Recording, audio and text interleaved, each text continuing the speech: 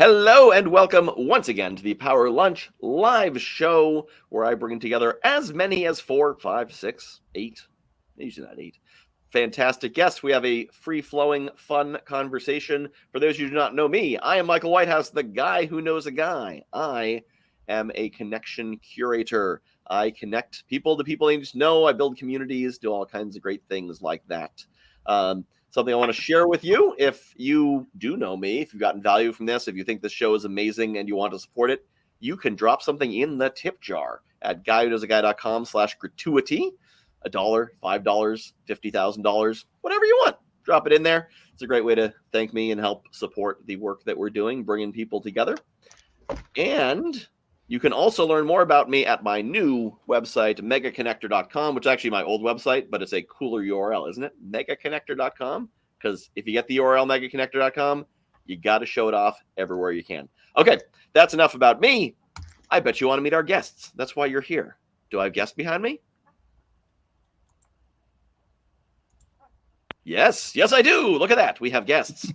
So I'm going to give them a chance to introduce themselves briefly, and then we're going to get on to some conversation. So, Heather, you're first. Tell us about yourself. I've been dubbed the Prosperity Pro, and that's because I have a foundation as an accountant and financial advisor, but I am a speaker and trainer for organizations, corporations, and mostly about prosperity and productivity. Those are a couple important things, and that's what I'm doing. Fantastic. And Dave Rogers. Well, thank you very much, Michael. It's fantastic to be here with you and Heather today.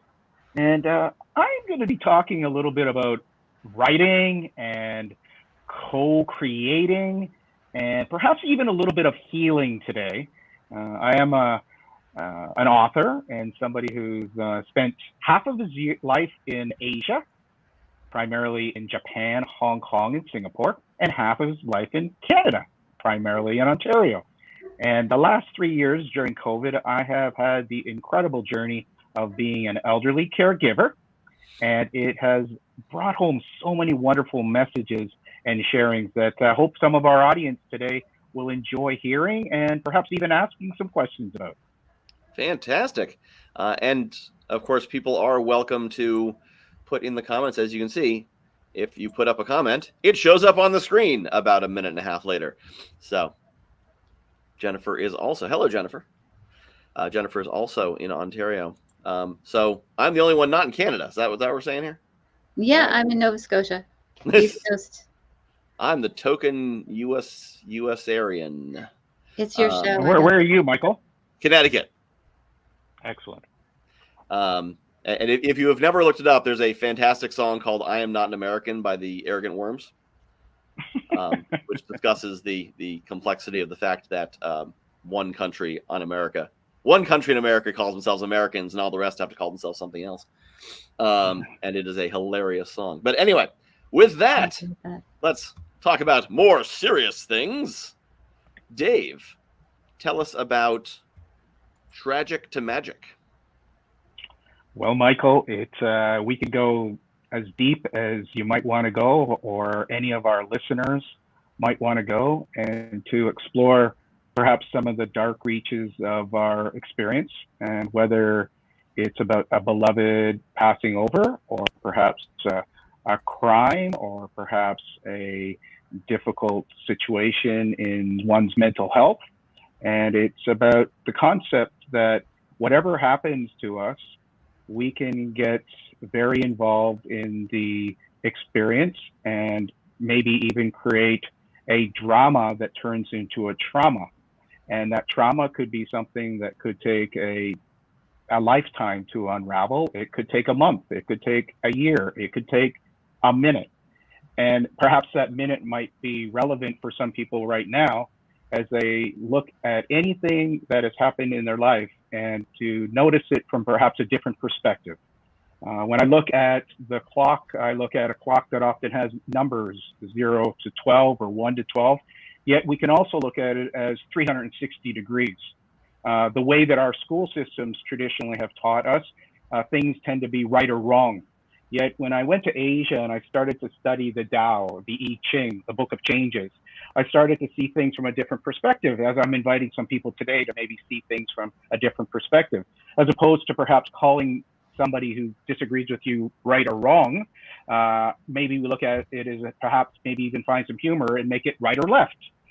When we talk about a trauma that something has happened to us that has led us to tell us a story, a narrative that's very dramatized and may even knock us down and make us feel like a victim, perhaps today we'll start looking at the traumas and the dramas that we're narrating, and we look at something that might be looked at in a moment as a tragedy or tragic.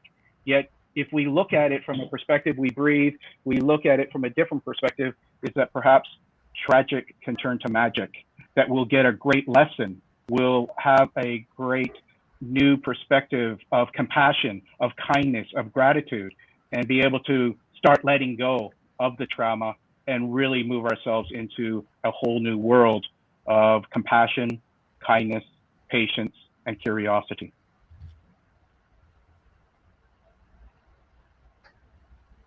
How did that land on you, Michael?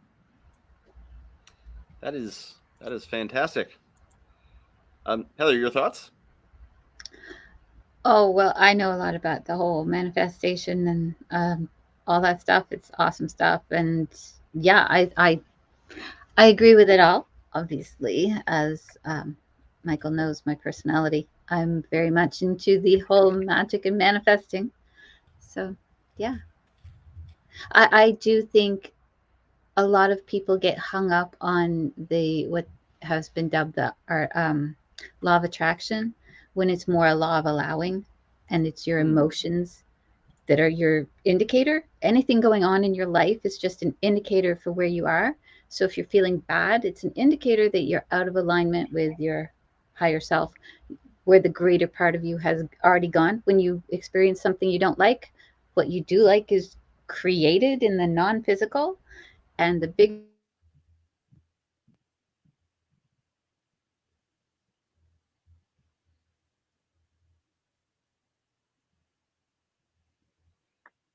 Oh,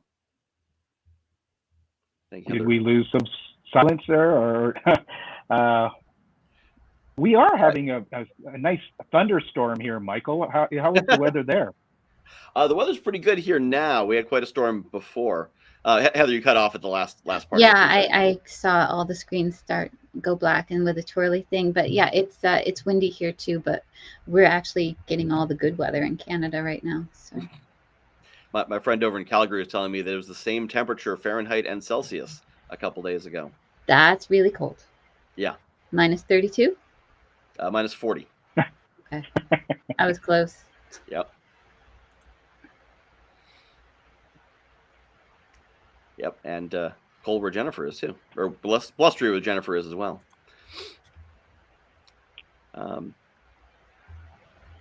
Yeah. So Heather, what was the last thing that you were saying?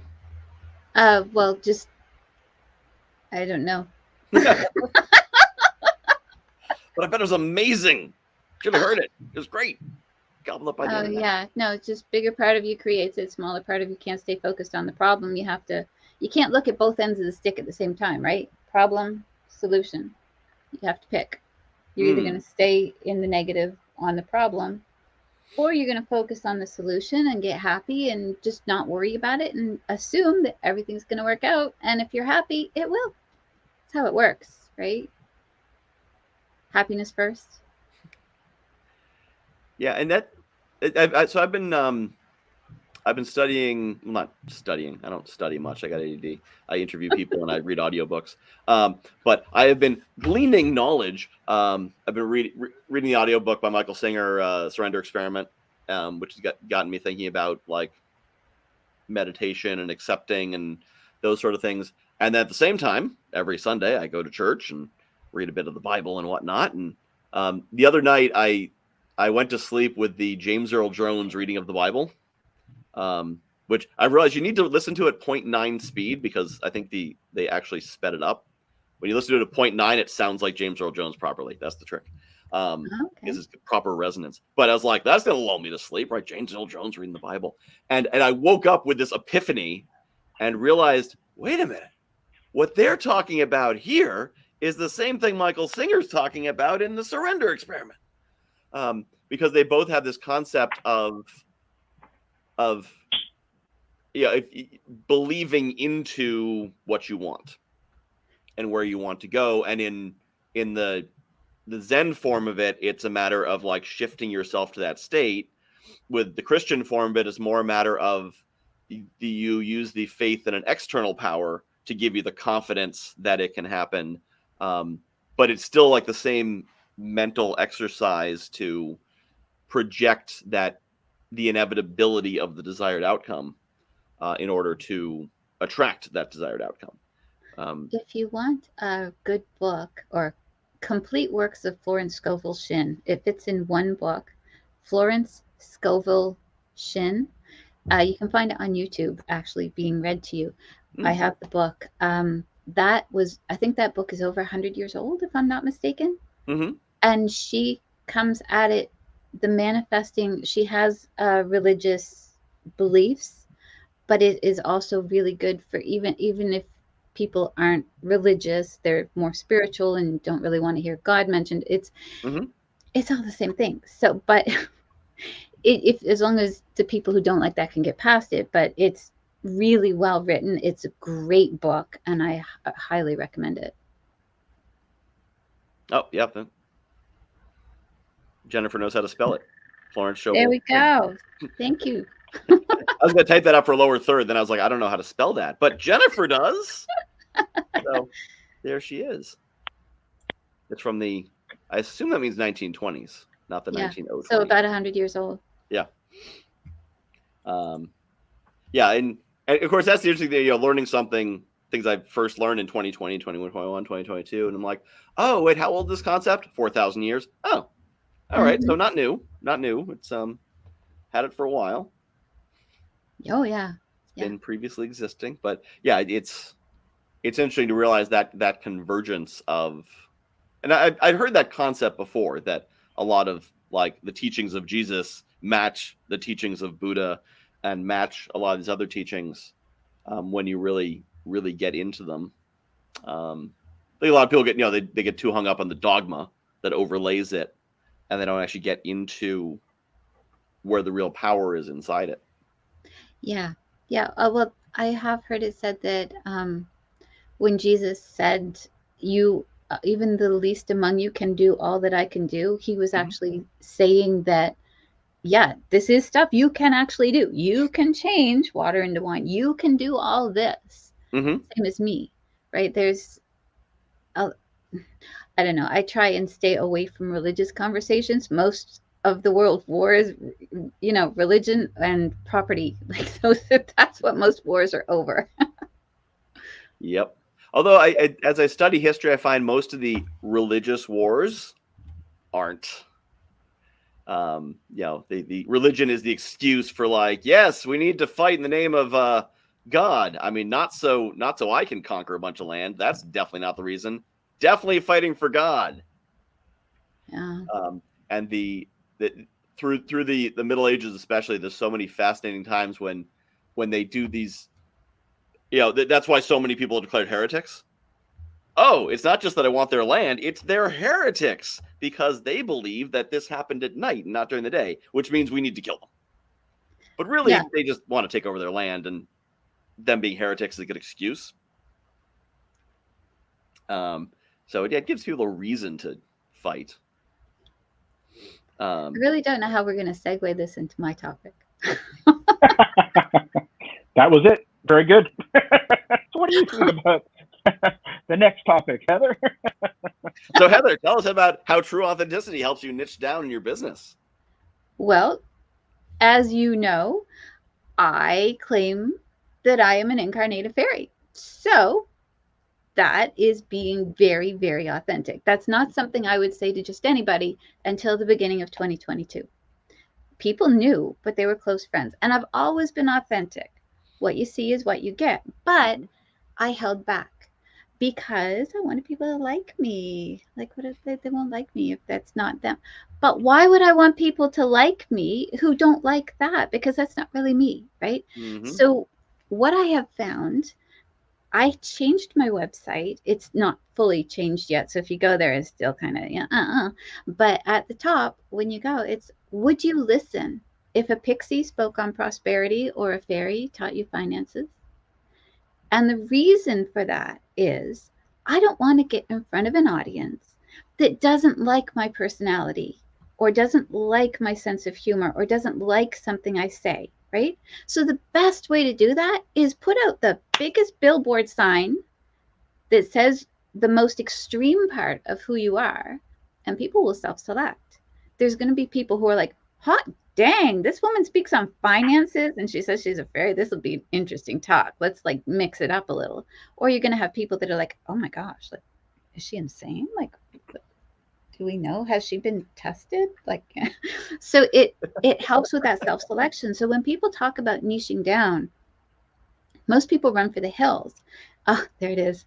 And they don't want anything to do with it because, like, I've had trouble with this for years because I didn't want people opting out who might be the right fit and, oh, but I might want to help them. It's the best thing you can do because you're waving the flag to your tribe saying, hey, this is me. If you don't like those ones that are like putting your crowd to sleep, guess what? I'm not going to. Mm-hmm. So that's why the niching down, it's not something to be afraid of. If there's a lot of diversity in this world, and if we don't play into that diversity and pick the ones that are suited to us, it's not going to work well. If all the girls in the school all like the same boy, well, there's only going to be one winner, likely that boy. But like they have to like different things. We have to be interested in different people, different things. There's enough for everybody, right? That's my spin on it.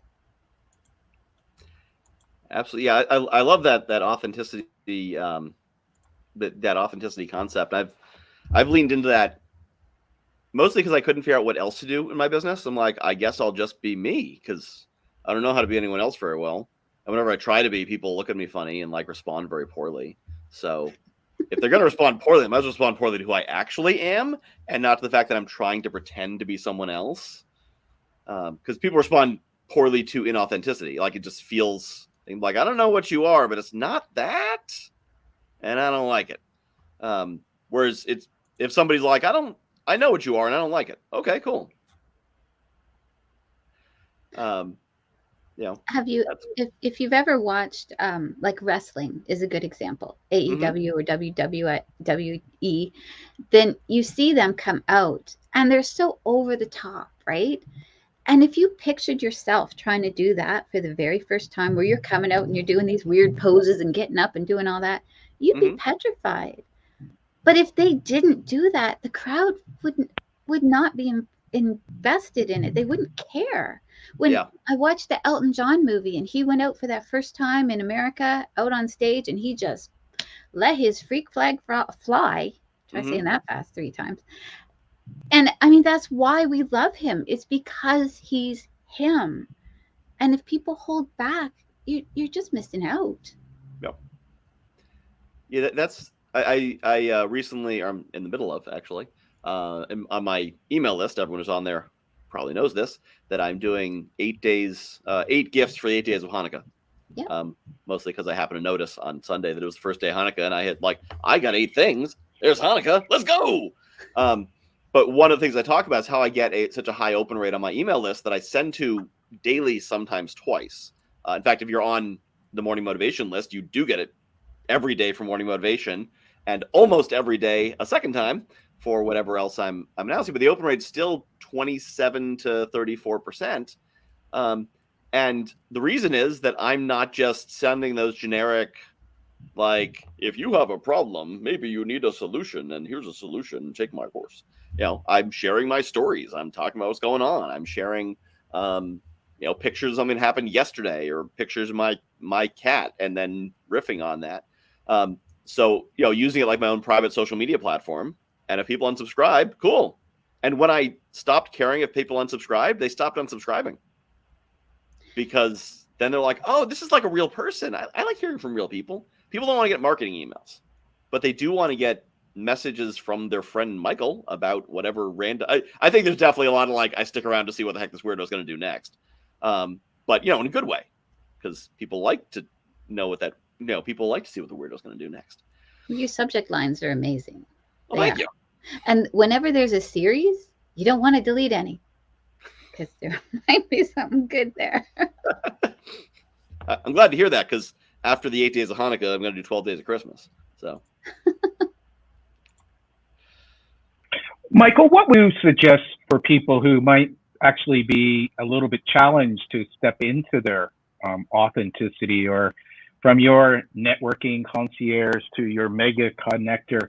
What would be 2 or 3 things to suggest or invite people to do in the new year to perhaps be more authentic? I would love to answer, but Heather, do you want to answer that first? Because it's your topic.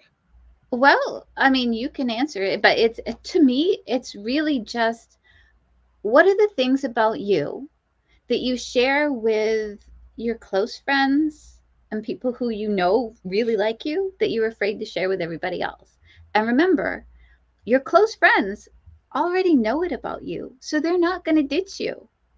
I actually told a grade 10 class when I was substituting in our class the other day that that was hilarious to see their reactions. Then I told the principal afterwards, it's like, oh, I told the grade 10 class I'm a fairy. He's like, that's good. They need to know not to take adults so seriously. Yep. Great. Yeah, and one thing I think is very effective is to adopt the mindset of people who will reject you for who you are, you don't want. Exactly. So if somebody likes you for who you are, cool. If they like you for who you're not, well, now you got to live that lie forever. So the people who will, and there's 2 kinds of rejection. One is like, this isn't my vibe. I mean, yeah, you're cool, but I don't want fairy finances. I'm out. And the other is like, oh my God, you're a weirdo. Nobody should listen to this person. She's the worst. And either way, you don't want them in your universe. Oh, yeah. But don't be afraid. And most people, and again, most people are probably not going to respond negatively. They're just going to go. It's not worth their energy to make an issue of it. They're just going to unsubscribe, unsubscribe from the list or go to another event. The world's a big place. That's something I teach my daughter. She's 8. She's in a 3rd grade class. So there's like 11 kids or 12 kids. And at the beginning of the year, she was trying really hard to make friends. And she was really like, hi, let's be friends. Because she was worried that if she, and this is, I think instinctive, that kids are like, I need to find a friend or I'm going to be lonely. And I explained to her, I'm like, you're in a class of 12 people. There's 11 kids there. You're really smart, unique, creative, which means your ideal friend, like my ideal friends, the people I hang out with, the abundance-minded entrepreneurs, probably 3% of the population, maybe. So if I was in any random group of 12 people, there's a good chance that that I'm the only one in the group who's that kind of person. So I may have no friends in that group of 12 people. There's people I'll spend time with and be friendly with, but they don't have to be my friends. And so I explained to her, there's a big world. And if you go through 3rd grade and you're not friends with anyone in your 3rd grade class, it doesn't matter. Your friends don't have to be there. You don't have to be friends with them. And I think that's something people don't explain to kids often, because their class is their universe, to explain there's a bigger world out there. But then for us as adults on the internet, it's a big world. If only 1% of the world is the kind of people you want to hang out with, then you will be restricted to only 80 million people. So hopefully you can find some good friends among the remaining 80 million people who are your people, which is, I think, pretty good. I mean, if I hosted a party and 80 million people showed up, that would not be a good party. That would be a very expensive party. That would be a country, actually. Did you ever think in high school that if you hadn't found a boyfriend or girlfriend by the end of high school, that you were going to be alone? Because I grew up in a small town. I still live in a small town, 3,000 people a town. The county has 17,000. Yeah. So why do you want everyone to like you? You don't like everyone. Yeah. Well, I think you're right. It's a small town mentality that a lot of us still carry. And, this goes back to go back 5 generations, and it was important that everyone liked you. If you didn't fit in, there wasn't some other town to go to. If you were ostracized in your town, like that could have serious ramifications, like life and death ramifications for you. So we learned to fit in.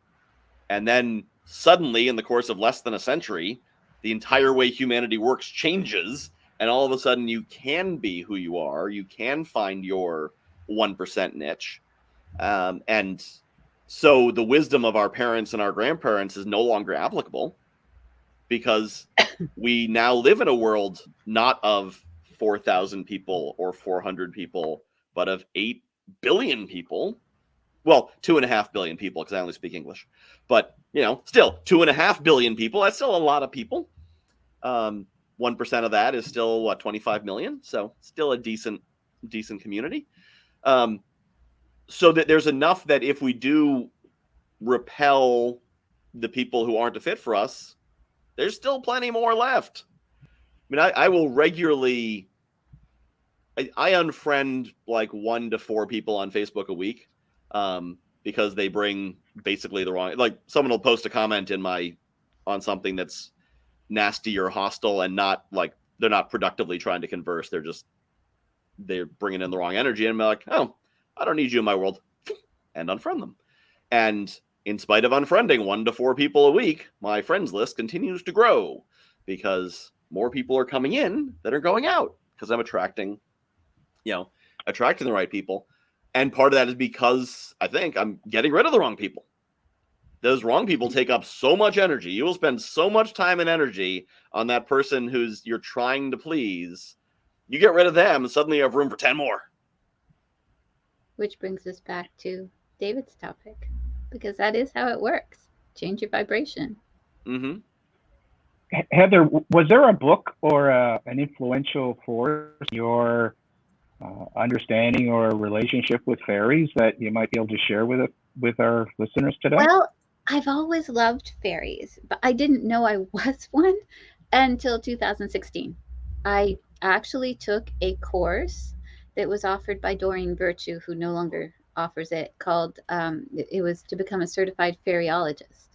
And in taking that course, it described a lot of the fairy lore and how they came to be, and like ways to recognize them, the king, the queen, and that of the fairies. And while I was doing it, at one point I was sitting in beautiful woods here in Nova Scotia called Mersey River, and I was sitting on top of this big 6-foot boulder that had a tree growing on top of it, covered with moss. I had kicked my shoes up, climbed up, was sitting there cross-legged, and was like, I know there's fairies in this wood.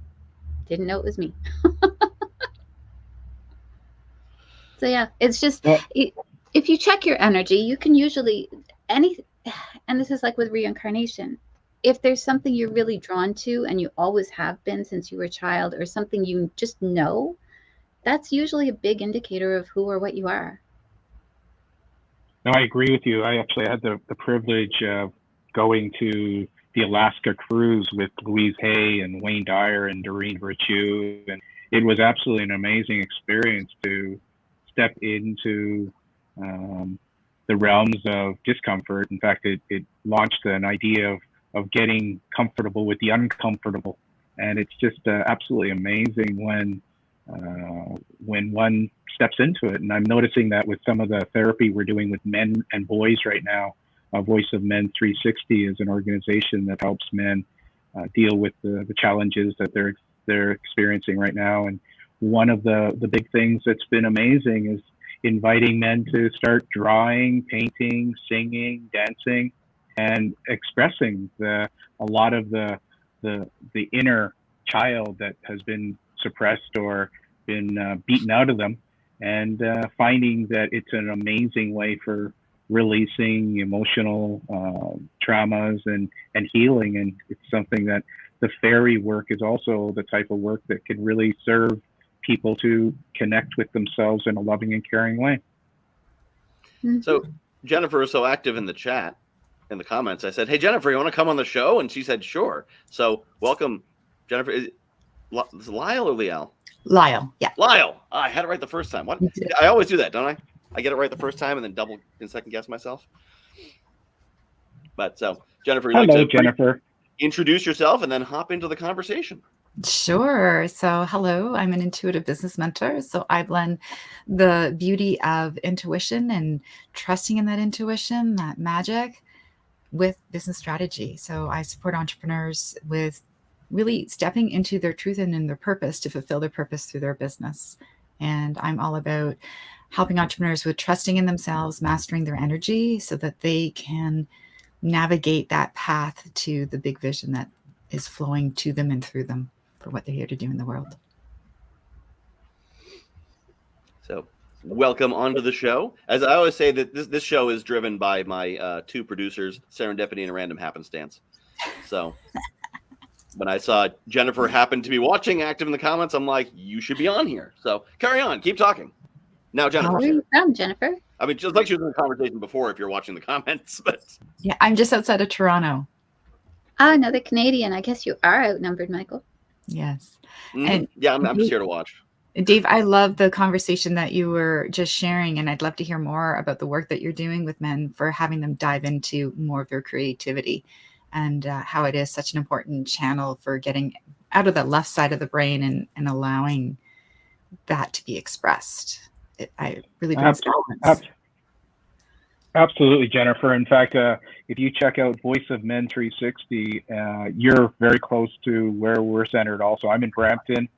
We just did an event in London, Ontario, which was a truth and reconciliation program where we also had residential school survivors. And it's truly amazing to invite men and boys and some of the residential school survivors to step through trauma and step through vulnerability and using it as a pathway to speak up. And often for men, it's triggering those tears that so often they've been told that men don't cry. And when we allow the tears to be that raindrops into the oceans of healing and start to use metaphors that can truly tap into creativity. And one of my favorites this past couple of years has been poetry. Japanese have something called a haiku poem. It's a Haiku, and it's a very simple poem because it's 5 syllables, 7 syllables, and 5 syllables. So it's like this beautiful tool that I invite men and boys and women to simply start another hobby where you're allowing yourself to connect and express and let go of those stories that were told to you when you were a child that you can't sing, you're tone deaf, you can't dance, you can't make money doing that, and to step into it and to be playful with it. And as Heather has said, be a fairy-like being, light and love and playfulness. And it's something truly amazing, yet it's often accompanied with plenty of tears and plenty of shame and releasing of the embarrassment has kept people trapped in a world that is leading many men right now to commit suicide. So you're helping them find their joy, which is good. Yeah, and I think it's interesting. It's something I don't hear often and this may be because the space I operate in is the coaching space, which is largely corporate refugees. A lot of women between 40 and 50 who decide like this is dumb and I'm tired of working for men who are less smart than me and I'm going to go on my own and do my own things. And so a lot of the focus, there's a lot of these, women who coach women to be successful and women's spaces, which is great and important and very much a counterbalance. But at the same time, I feel like a lot of men get left out of that message. Now, some of them say, hey, this is great for me too. And I'm also, they're able to kind of benefit from that community, that movement. But I think there also may be a lot of men who are like, I don't want to have a woman coach or that sounds really feminine, or especially the ones who most need it. The ones who, the ones who are most insecure in their masculinity, and thus they're like, that threatens, I shouldn't be crying, I shouldn't be emotional, I shouldn't be that. And those are the ones who most need what you're talking about, because otherwise they bottle it up until something tragic happens. It could be not that they're insecure. It could be that that's been drummed into them so much to beliefs that they've been taught. And Jennifer, you're muted. Yeah, sorry. I just was figuring out how do I share this conversation on my wall, so I took a moment. Yes, I was just going to say it's just so uncomfortable for them that they just don't have the courage, and they've lost the permission, lost the opportunity for giving themselves permission to be approaching things with more curiosity and wonder. I think it goes back to the authenticity conversation too, that they're afraid that if they show that vulnerability, they show that emotion, show that feminine side, if you will, then people will judge them and they'll lose their friends and they'll lose their standing. And of course, for some of these men, depending on the cultures they're from, that standing and honor can actually have a physical safety component. That, you know, their standing is what keeps someone from jumping them in an alley, because they know that they're a tough guy and nobody's gonna jump the tough guy. But, you know, oh, I saw him cry. Well, if he can cry, then I can kick his ass. Whether or not that's actually true, or it could be something that when they were younger was true, and now they're in a different environment, but they still brought that like there's a physical danger to emotional vulnerability. That there's I'm sure a lot of that tied up in it. Dave, so essentially, our topics are the same topic, because we're both talking about attracting what we want and repelling what we don't want, right? And how to do that. And I was just going to say, Dave, I'm curious, like in the work that you do you find that a lot of men are, just as Heather identifies with the fairy energy, do a lot of men sort of identify with the warrior energy? And because there's that warrior energy, then, well, you can't be and let go. And great question, Jennifer. And also, Heather, great comment about the yin and the yang, the duality dance, the beauty of honoring the divine feminine, divine masculine. So when Jennifer talks about the warrior, there is the warrior energy that my greatest teacher was a sumo wrestler called Chio no Fuji. And when Chio no Fuji, his nickname was the Lone Wolf. And when he had his ceremony in the dojo and they're cutting off his top knot, and there's 9 of the most amazing sumo personalities came in to cut his hair, he was just crying tears as he actually had a transformation. He let go of his fighter warrior Chio no Fuji name and he got a new name. And so he stepped into being a stable master after that, where it was really about nurturing. It was about bringing on a whole new tribe of sumo wrestlers. And there was such honor in his tears. And it was something that just really dawned on me that warrior energy, they care so much. There is a lot of the divine feminine in them, and especially when they step into their new identity. And so men in their male toxicity, which has been very strongly enforced in most corporatocracies that I've worked in. I used to be a banker and a bond trader, and I've seen male toxicity at the most extreme. And it's something that has now led me to be part of a women's leadership program for 20 years, and then also now into male allyship. So it's about acknowledging we all have that masculine and feminine. It's whether it's toxic or whether it's nurturing. And that's something that I think our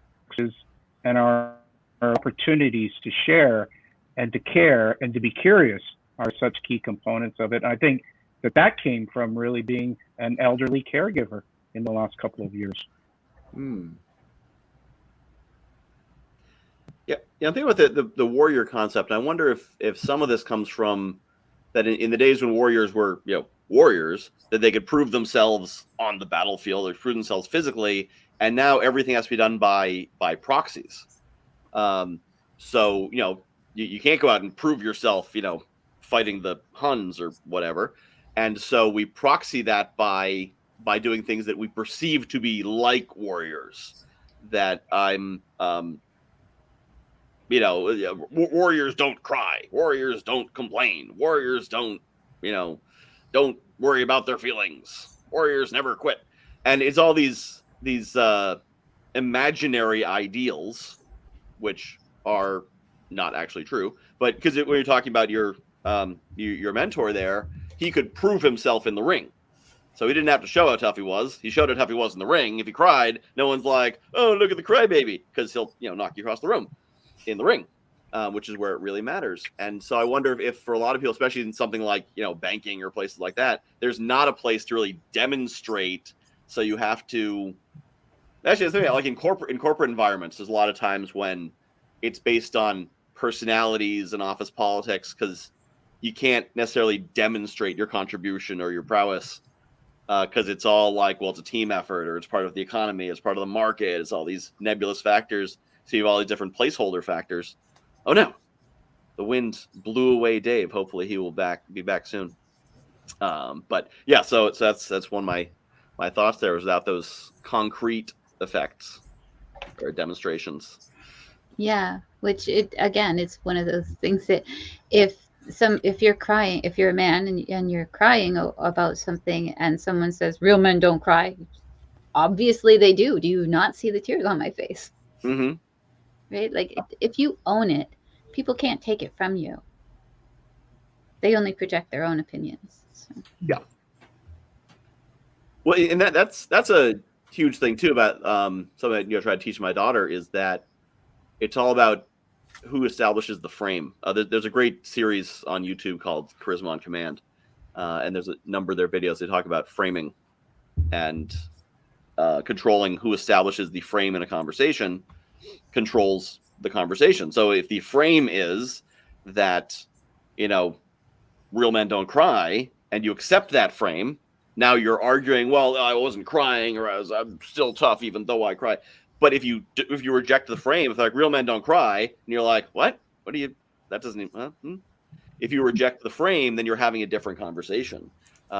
So there's whenever my daughter tells me a kid was making fun of her, I'll ask her they'll say that she watches I don't know, Octonauts, and they're like, watching Octonauts is childish. Like, do you think watching Octonauts is childish? She's like, no. Like, well, so what makes them right and you're wrong? Maybe they don't know what they should be watching. They don't have. Maybe they're jealous they don't get to watch it. Yeah. Their older brother told them that it was childish, right? Yeah. Well, one of her friends actually isn't allowed to eat Happy Meals at 8 because they're childish, and he's too old. But Happy Meals are good. Which was funny because McDonald's advertised around that same time that Happy Meals were for everyone, and then they put out like the grown-up Happy Meal. If you remember those. I remember McDonald's pizza, and I want it, and I think there's 2 McDonald's left in the country of the U.S. that has it, and none in Canada. And do any of you remember McDonald's pizza? It was really good. I do remember it. I never got the McDonald's pizza. No, that's new. But it was in the 90s. Oh, okay. Yeah, and it did not last. It was only for a few years. Surprise. And somebody said one time that they could use that for checking if people were of age when they went in a bar. It's like, did you ever have pizza at McDonald's? And they're like, pizza at McDonald's? It's like, get out, you're too young. Love it. Nice. But yeah, but it's all about accepting the framing. And so if you accept that frame that like men don't cry, whereas they said the really, if you look at actual warriors, and I think that's something you see too when you actually talk to like real soldiers, and they're like, yeah, we totally cry. We're in freaking war zones. We're dealing with the hardest things humans can encounter for an extended period of time. Yeah, we cry sometimes. That's what warriors do. You're warriors. You're still human. Mm-hmm. Humans are supposed to have emotions. We're supposed to have all of them. Mm-hmm. Yeah. What else? We're built to go through acute stress and then recover. Yes. So, you go through battle, okay, but then the battle's over, and then you can, you come down and you do whatever you have to do to come back from that. And of course, with modern warfare, the battle can last for months or years, which is not what humans are are built to do. But same thing in whether it's the workplace or the business environment or a hostile family situation, can lead to that kind of extended trauma, which can have all kinds of consequences.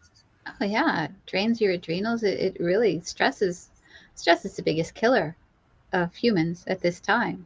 Animals don't die from it. They don't care. They have to care for like while they're being chased by their predator, and then they get away and they're good. Mm-hmm. And all those things, that's how it's supposed to work. But our bodies haven't evolved, like even with all the electronics and things around us, all the electromagnetic waves and everything going on, our bodies have not adapted to that. They have not had time.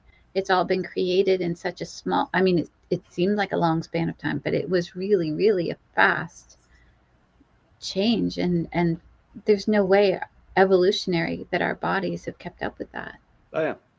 Well, it's like what I was saying, that 4 generations ago, fitting in with your local community and those few hundred or few thousand people was a matter of at least standard of living, if not life and death.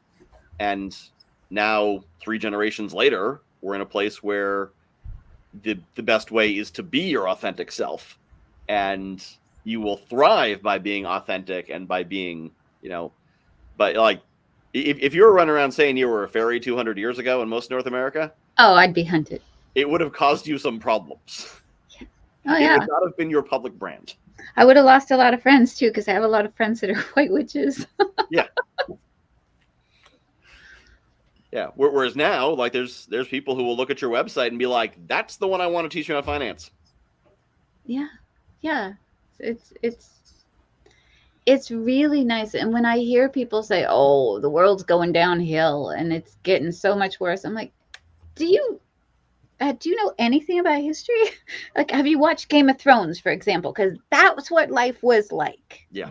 Like, hello? No, it's way better. And I see the difference just from like when I was younger. There's such improvement and such tolerance, and so many people being able to come out and be who they are without fear. I know there's still some left, but we're moving in the right direction. Yeah, absolutely. Yeah, and if you read from any number of times in history, people that they're always saying, "This is the worst. It's never been this bad.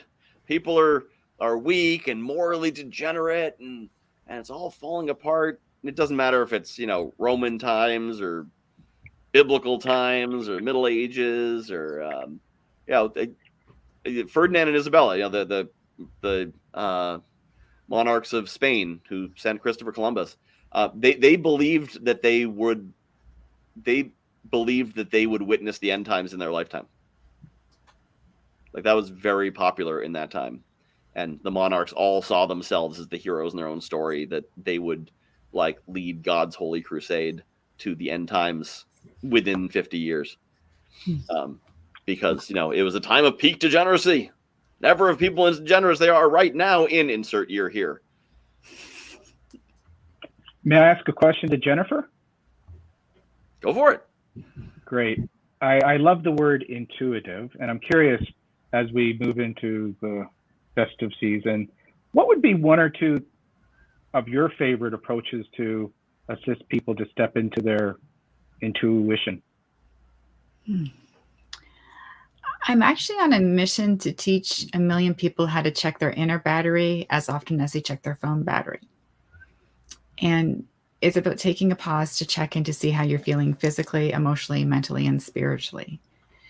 And as you start to do that every day, multiple times a day, you start to create such deep awareness of what's going on within you, and become more self-compassionate, that it also creates a greater awareness of people and situations around you. So it creates more compassion for others.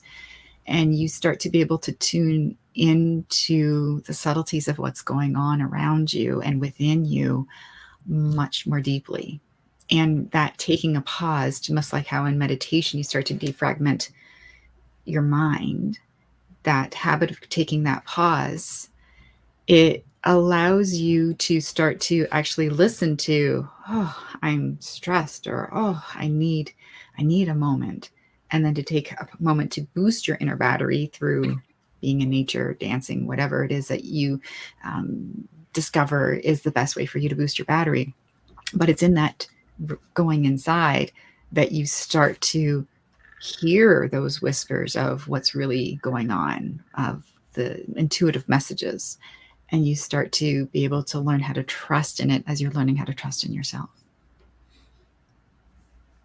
Thank you. You're welcome. Yeah, I love that concept, being aware of your checking your inner battery, because I've found, some of the stuff I sort of stumbled across myself, and then come into the wider community and be like, oh, other people are saying this. Neat, it's pretty cool. But there's a huge value in the more you know yourself, the more you know other people. Yes. So when you see someone do something and like, what are they doing? Oh wait, now I know what they're doing because I did it last week. Yeah, yeah. You start to understand, where they're coming from and why they're. Which is not to say that I don't say, okay, I understand where they're coming from. I still don't want them in my world, unfriend. But it's not a matter of like, they are the enemy, I must get rid of them. It's just like, I don't need that energy with me. I understand why it's there. Mm-hmm. And without animosity or hostility, I am separating from it. But you have to be able to know yourself well enough to know why you're reacting the way you are. And I've also found it very helpful in being able to express myself and saying, here's where I am right now. Mm-hmm. I'm at this, I've got this going on. So you want to have a conversation about X, Y, Z. My mind is right here. So providing context setting. So then that helps other people know, okay, maybe this isn't the right time for that conversation. Or maybe is there something I can do to help you? Like, hey, you've got a lot on your plate. You're getting stressed, or you're starting to feel anxious, or whatever it might be. Then they can step up rather than just they go off in their own world and wonder why. Well, why isn't this done yet? Why hasn't mom started to make dinner yet? It's because I got friggin' 10 things to get through, and everyone's just on a device, and it's just like, wow. But if they know that I need help, or I can say, you know what, I've got lots on the go. I'm starting to feel stressed out. Can you give me a hand? Then they're like, oh, okay. So it's not just mom's nagging me to help me with whatever. They're seeing how it all fits together. So. That's great. I actually got my mom to put a reminder on her phone that goes off every hour. It's a cat meow, but it's so that she will have a drink of water, make sure she's been up, my dad too, and also to check in and see where you are. I do it myself too, but I find it's a useful tool. Just that reminder every hour. It's like, oh wait, where am I? Yeah, because otherwise we just keep giving our power away to all the things that are going on out there, and then we forget about what's the priority for us and for what we really want to do or be. Yeah. So do you and David, do you talk about setting your intention for the day before you start it, like so that you're taking control? To be honest and fully transparent, I have it in my planner, but I don't always do it. It's my transparency. What about you, David? I have a personal hiccup with the word control. I love to communicate with my guides, and it's daily and it's throughout the day. Yet, what can I really control? Because I used to be a bond trader, I'm very black and white about things, and there's very little that I can control. And yet I really do enjoy being in the moment where, yes, I can take a deep breath, I can smile, I can move, yet also I really like that dynamic. The word intention is one of my favorite words. When I used to speak quite often around to entrepreneurs, Jennifer, it was often I'd start my workshop. So what is your intention today? And then and it worked really well because it stopped many of the entrepreneurs and to get them to actually talk about their intention. Until I met that wonderful lady, Marianne Williamson, in a workshop, and Colorado. And I asked her, we were just on a plane, and I said, Marianne, what's your intention of being at this event? And she takes a deep breath and she looks at me, she goes, my intention is not to have an intention. And I kind of went, wow, what a great answer, Marianne. And I went and started having a dynamic relationship with intention. It's one of those beautiful things, again, a yin and a yang type of relationship with the word intention. That's cool. I didn't even know I used the word control. Did I use the word control? Yes. Oh, oops. No, I just, what I'm trying to say is just setting your intention for the day. Just so that you don't let life run away with you and pull you down dark alleys where you don't want to go. Because have you ever experienced this? I'm sure, Michael, you have. You network a lot. The person with the strongest energy wins. So if the grouchy person has the strongest energy, most people are going to get grouchy. But if the happy person has the strongest energy, people will get happy. I saw this video of somebody at a bus stop that was just laughing for no reason. She had a book and she was just like, and she didn't stop laughing. And everybody at that bus stop in the city started smiling, and some started laughing. And there was one like reading a book, and she was just looking up and grinning. It's, if you're strong in the emotion, you take over. Have you all experienced that? Oh yeah. Mm-hmm. It influences. Tony Robbins often would say the person with the most certainty always wins. I don't know if it's true yet. That is one of his Tony Robbinisms that he liked to share with people. But I love networking, using intention with networking. So I'll often go into a networking event and I'll ask myself, so what is my intention today? And who am I supposed to meet today? And quite often I'll go meet that person within the first 8 minutes, and then I'll have to decide whether I stay or go. And it's really been a fun exercise to do that was taught to me when I was in India. And it changed my life actually, by having clarity on intention of who I was supposed to meet. And then I met him, and today he's one of my greatest teachers 25 years later. I like it. It's like, it's focusing your energy then, right? For me, it's about asking my guides to be with me, to use their scanning to touch base with their guides, and therefore it zooms us in. Because if I'm inviting that and he or her is inviting that, it's like the guides are there happily sharing their fairyism or their warriorism to bring us together and have a beautiful conversation, and then let go. And if it's meant to follow up, it will follow up. So we are now past the top of the hour. Fantastic this conversation has been. We are 4 minutes over, which is, pretty much par for the course on this show. And the producers have done a great job. It's funny because whenever we often have one guest or another who doesn't show up for whatever reason.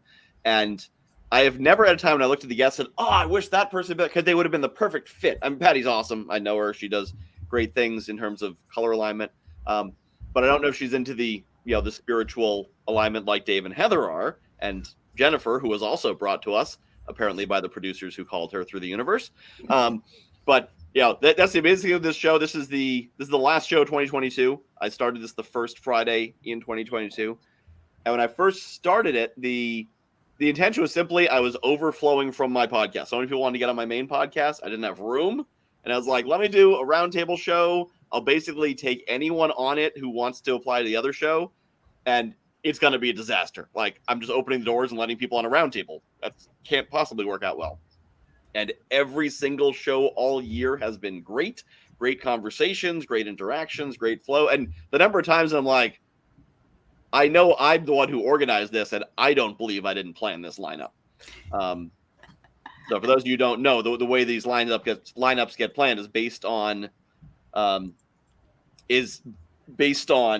the dates that people signed up for. So people signed up for, can I be on this date, this date, this date? First open date is what they get slotted into, and that's who goes together.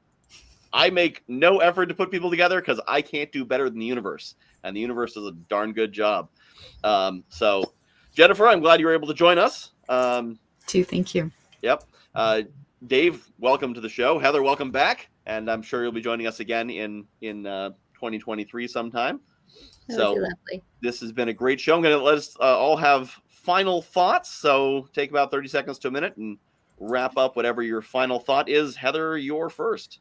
My final thought is, if we still have anybody with us that is not a little bit woo when we're talking about listening to guides and everything, just listen to that little voice in your head that always has really good advice. Very That's good. it. Jennifer. Oh gosh, I would say give yourself permission to pause, especially during the holidays. Pause, listen to what you need. It doesn't matter what hustle and bustle is going on around there. Take that pause, look what you need, and that is going to create a more magnificent experience with whatever you're doing over the holiday season. So enjoy. And Dave. Take a deep breath, smile, be kind to yourself. And during the holiday season, be curious, be kind, and have some fun. I love what Heather said about laughter today. Make yourself laugh consciously. Find something to laugh about and flood laughter into your festive season. It's up to you. Thank you very much, Michael. Thank you, Heather. And thank you, Jennifer. And thank you, whoever happens to watch this today. All right. Thank you, everyone. This has been fun as always. It's one of the effects I started to notice when I did this show is like these muscles up here, they start to get sore because I will smile so much during the course of a show that my face actually gets sore. So thanks for making my face sore, guys. Once again, for anyone watching, you want to learn more about me, you go to megaconnector.com, my super cool new URL, which links out to everything except the things I forgot to link it to yet. But I went to this business boot camp. Now it's got a bunch of buttons, so it's all in one place, and it's great. But so you can find out a lot of the things I'm doing right there. And if you've gotten value from this or anything else I'm doing, feel free to drop something in the tip jar at guywhoknowsaguy.com/gratuity. Or if you can't remember that, just go to megaconnector.com. There's a big button. So thank you all for watching. Thank you all for joining me on the show. Heather and Jennifer, I connected you through a Facebook message. So thank you. You can connect with each other, and signing off.